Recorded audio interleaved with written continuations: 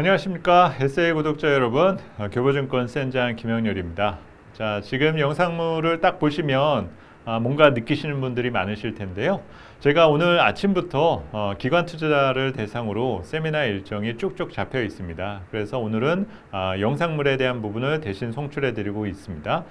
오늘 말씀드릴 하는 내용은 어제 잠깐 제가 언급을 드렸었는데, 서비스 산업에 대한 확장성, 이번에 이 카카오의 여러 플랫폼 기업들에 대한 규제 관련 부분 등을 우리가 어떤 구조적인 문제와 악재로 받아들여야 할지 아니면 그렇지 않은지 등을 한번 말씀드리려 하고 있는데요.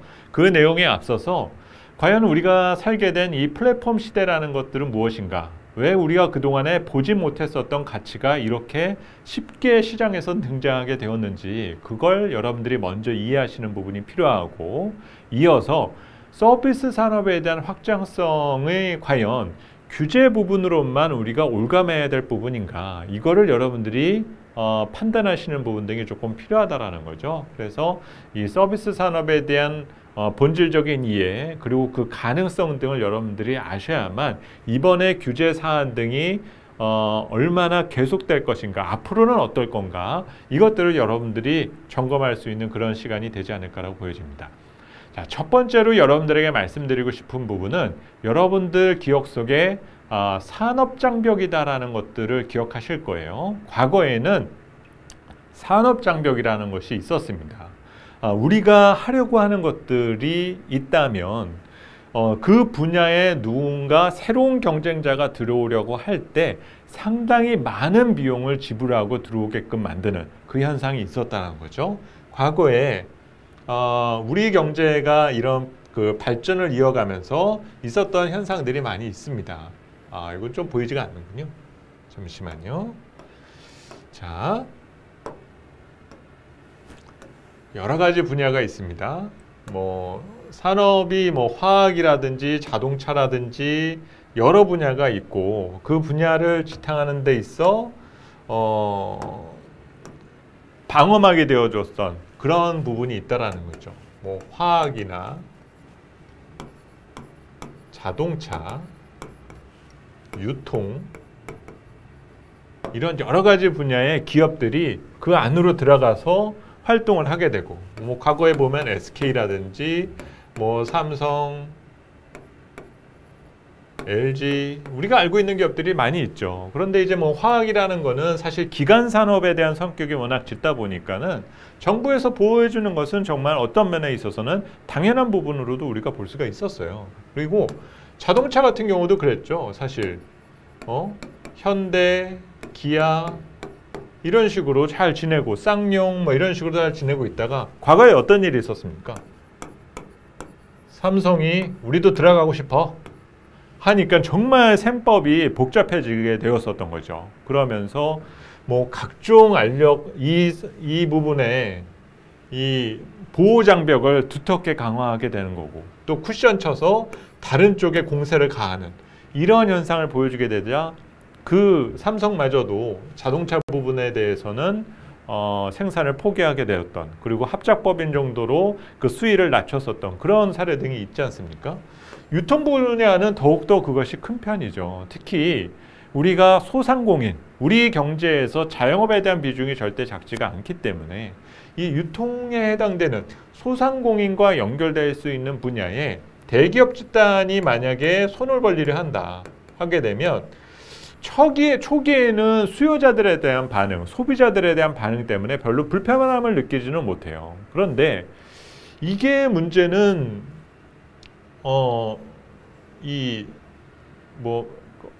골목 상권에 대한 문제라든가 여러 가지 이해관계에 대한 문제 등이 등장을 하게 되면서 그 해당되는 분야에 프레셔가 가하게 되는 현상이 나타나게 된다는 거죠. 그런데 지금 우리가 플랫폼 시대를 살게 되면서 바뀐 부분 중에 하나가 이 보호장벽이다라고 해왔었던 것들이 이젠 더 이상 장벽의 역할을 해주지 못하는 현상이 나타나고 있다는 겁니다.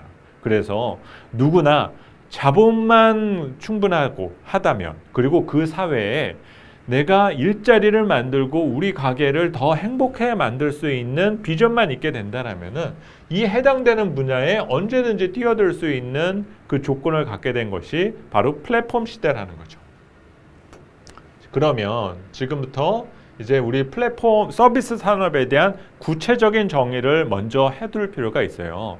서비스라고 그러면 그냥 뭔가 내가 뭐 혜택 받는 거 이런 정도의 개념으로만 생각하실 수도 있는데 학술적인 의미, 이론적인 부분에서의 서비스는 다양한 구도로 재해석되는 경향들이 있습니다. 그래서 그에 대한 구분을 첫 번째 개인에 해당되는 것과 공동체에 해당되는 부분으로 구분을 짓고요. 그리고 한편으로 그 해당되는 거가 유형자산에 해당되느냐 아니면 무형자산에 해당되느냐 이것에 따라서 다양한 해석이 가능해집니다. 자, 어떤 분들이 댓글로 전자칠판 마음에 든다라고 말씀해 주시는데요. 저희 제작진에서 정말 큰맘 먹고 구입을 한 거죠. 네.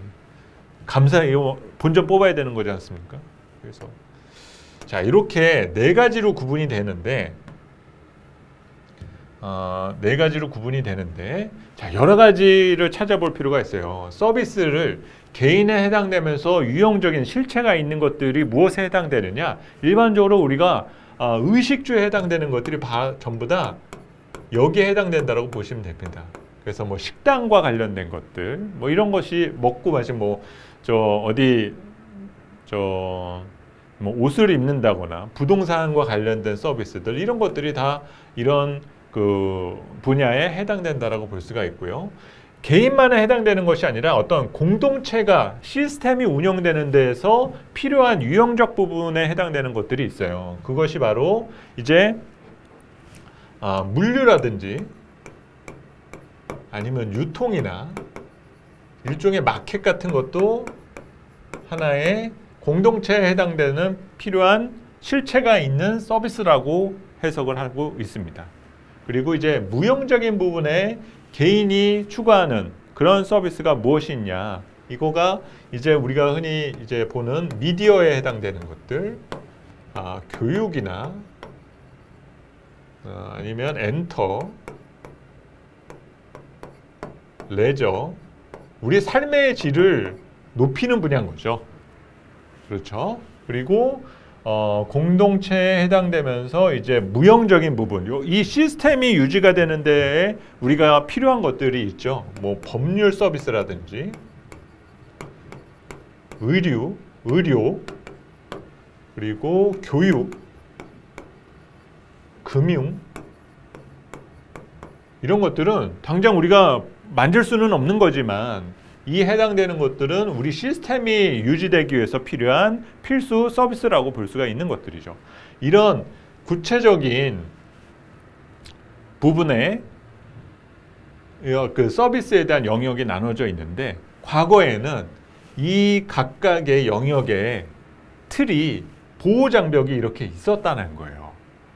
그런데 지금은 그 규제의 장벽이 사라지면서 플랫폼 시대의 장벽이 사라졌다라는 표현보다는 낮아지면서 어디든지 갈 수 있는 그 환경들이 만들어지게 된 거고, 우리가 이들 사이에서 나타나게 된 기업이 바로 플랫폼 기업들이라는 거죠.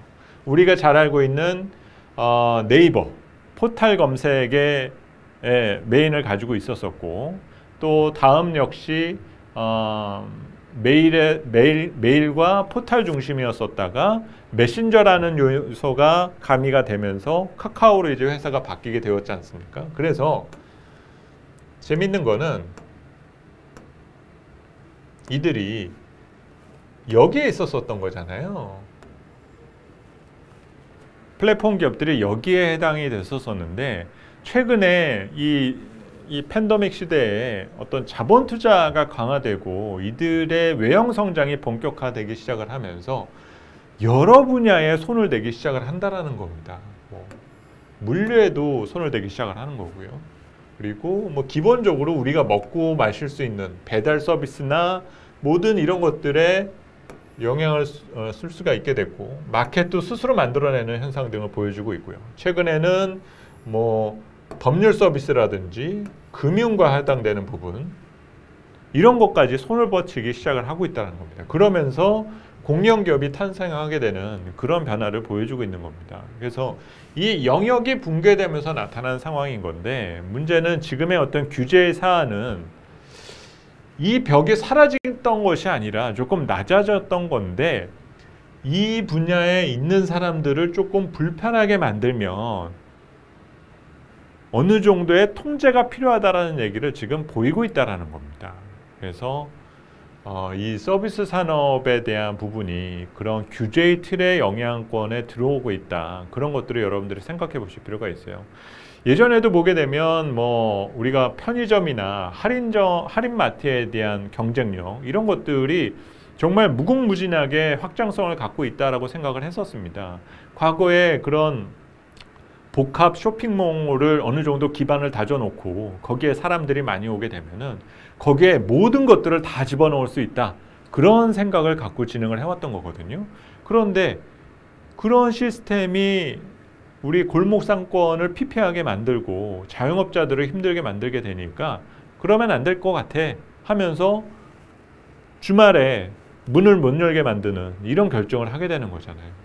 근데 과연 그게 실질 경제에 얼마나 도움을 주느냐는 곱씹어서 다시 생각해 볼 부분이 있다라는 거죠. 물론 무엇이 옳은지는 감히 함부로 판단할 부분 등은 분명히 아니고 이들이 이런 확장성을 보이는 데에서 발생될 수 있는 문제들도 분명히 있어요. 사회적 약자가 받게 되는 피해, 이건 역시 이들이 보호해주는 장치와 기여하는 부분 등을 대비하는 것이 필요하다는 거죠.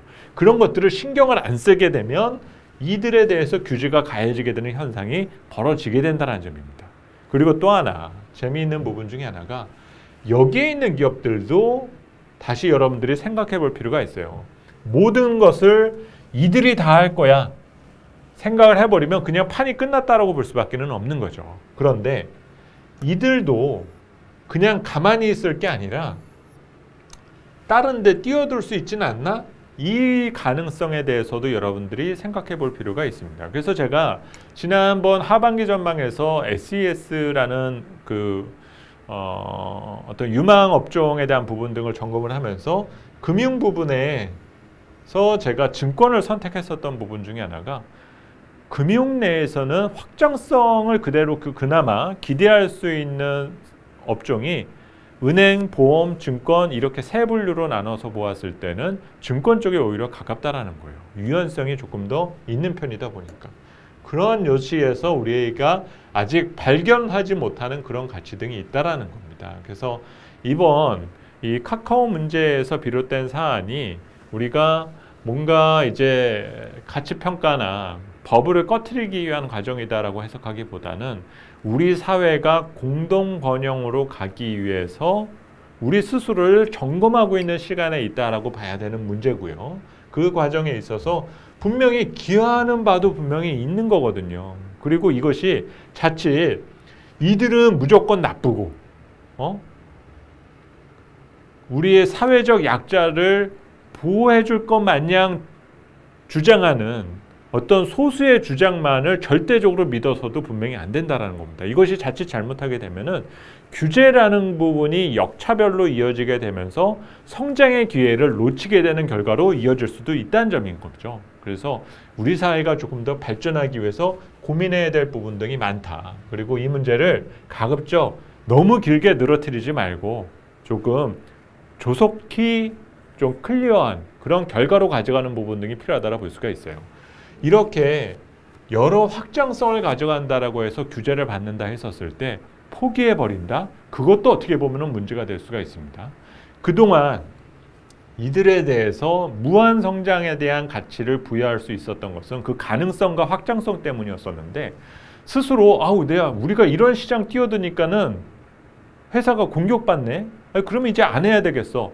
이런 반응을 보이게 되면은 그동안에 한다고 했었던 것들 조금만 영향 주면은 다 안 하는 거 아니야? 이런 식으로 오해를 받을 수도 있다는 거예요. 그래서 오히려 계속 토론하고 만나고 그러면서 합의점을 찾는 그리고 우리 사회와 경제를 조금 더 걱정하고 고민하는 그런 입장을 보여주는 것이 가장 이상적 그림이 될 수가 있다는 겁니다.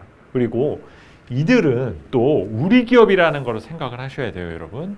우리 기업이고 우리의 내수 기반을 만들어주고 있는 부분이기 때문에 이들이 자칫 잘못 짜게 된다면 글로벌 공룡 기업들이 언제든 우리 경제와 우리 사회를 공격해 들어올 수도 있게 된다는 겁니다.